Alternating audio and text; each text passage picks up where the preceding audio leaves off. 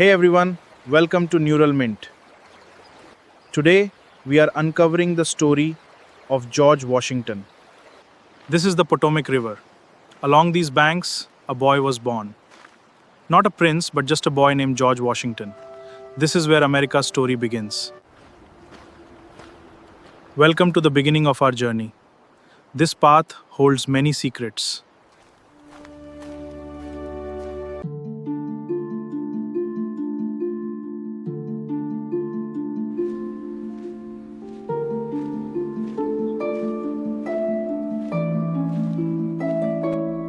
You are so beautiful, my little one.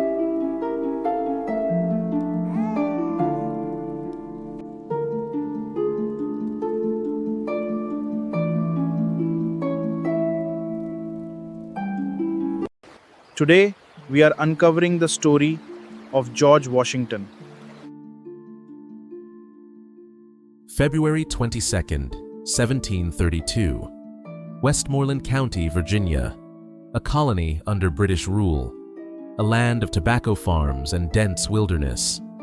Into this world, Augustine and Mary Washington welcomed their son, George.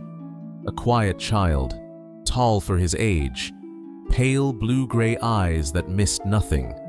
A boy the world had no idea was coming. His father Augustine was a planter, not wealthy by Virginia standards, but respected. His mother Mary, strong, strict, deeply religious. She would shape George's character more than any school ever could. Between them, they gave him two things that would define his entire life: a sense of duty and an iron will to see it through. His father told him, "George, listen to me. A man builds his name not with titles, but with land and integrity. Promise me you will remember that." George replied to his father, "I promise, father. I promise. Think about what this means. 11 years old. Father dead. No money for school in England like his older brothers had.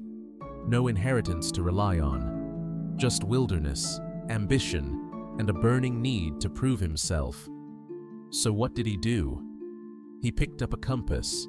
He learned to survey land, and by the age of 16, he was already earning real money and buying his own property. Every acre of this land is a future, every ridge, every river, every valley, and I intend to know it all, every inch of it, before I am done. The wilderness shaped him physically. The surveying sharpened his mind. The rules he copied by hand shaped his character. By the time George Washington was 20 years old, he was already something rare. Governor Dinwiddie sent Washington into the Ohio Valley with one clear message: tell the French to leave British territory. The French listened politely. Then they refused. They were building forts, claiming the land for France. And there was nothing young Washington could do to stop them. He had delivered the message. He had seen the French army.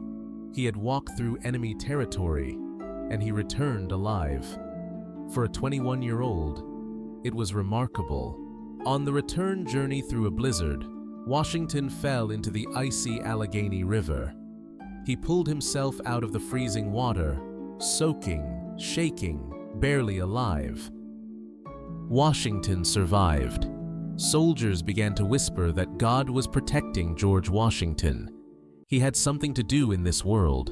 In 1754, Washington led a force to Fort Necessity, a small wooden fort he had built himself in the Pennsylvania wilderness. The French surrounded him on all sides. His men were outnumbered, hungry, and wet. His horse was shot from under him. He fell into the mud. He rose again. He always rose again. He signed the surrender in the rain.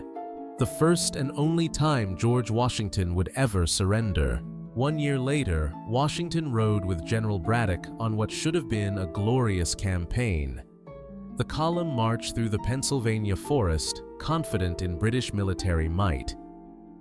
Instead, it became a catastrophe. A hidden French and Native American force ambushed the entire British column. Soldiers panicked. They fled. General Braddock was mortally wounded. Around Washington, men were dying by the dozen. 4 bullets pierced his coat. 2 horses were shot from under him. When the smoke cleared, Washington stood completely untouched. Again, the whispers became very loud. God was protecting George Washington. He had something to do in this world. He inherited Mount Vernon from his half-brother Lawrence and transformed it from a modest house into one of Virginia's finest estates. He expanded the mansion. He experimented with new crops. He became one of the most successful farmers in Virginia. Mount Vernon was his masterpiece, proof his disciplined mind could excel at anything. Washington met Martha Dandridge Custis, a wealthy widow with 2 young children. She was warm, practical, and organized. They married in January 1759, and by every account, it was a genuine partnership built on mutual respect and real love. Martha would stand by him for the next 40 years, through war, through trials, through everything. She was the quiet strength behind the great man. In the Virginia House of Burgesses, Washington watched as Parliament imposed tax after tax, the Stamp Act, the Townshend Acts. His loyalty to the crown began to crack. Washington was not a radical, but practical men have limits, and Britain had pushed past his. The revolution was coming, and when it came, there was only one man America trusted to lead it. In June 1775, the Continental Congress needed a commander. An army with no uniforms, no artillery, barely any guns, going up against the most powerful military on the planet. There was only one name: George Washington. What followed was 8 years of war. He would lose more battles than he won, but he would never, ever quit. His soldiers followed him because they believed in him, and their belief changed the course of history. Valley Forge. Just saying those 2 words, any American knows what they mean. Suffering, sacrifice. The moment the revolution almost died.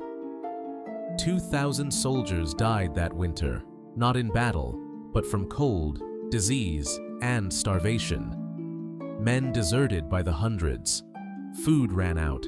Clothing froze off their backs. But Washington walked through that camp every single day. He looked his men in the eye. He refused to let them give up, because he knew, if he broke, everything broke. Help arrived in the form of von Steuben, a Prussian drill master who turned survivors into soldiers. Out of Valley Forge came discipline. Out of suffering came an army. Christmas night, 1776.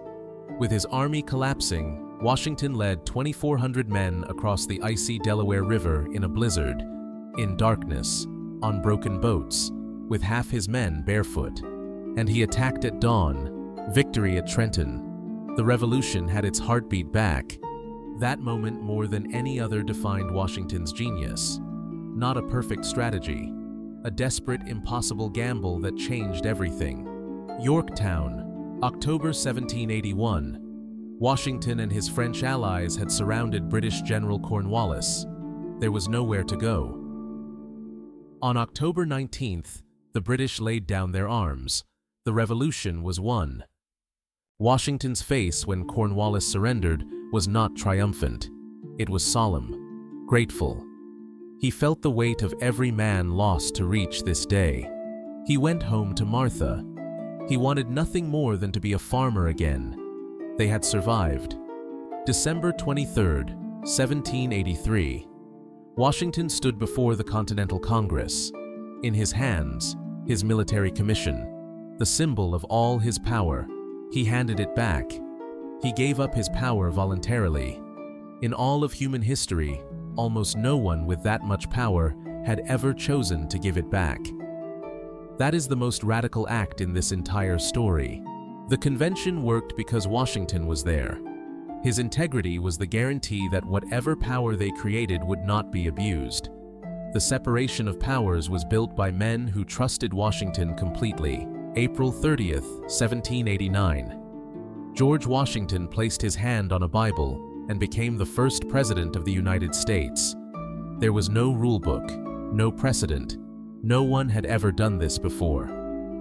Every single decision he made would become the template for every president who came after him. He knew that, and the weight of it showed on his face. His cabinet was a gathering of brilliant warring men. Jefferson and Hamilton clashed on everything. Washington held them together through force of character alone. That was the real genius of his presidency.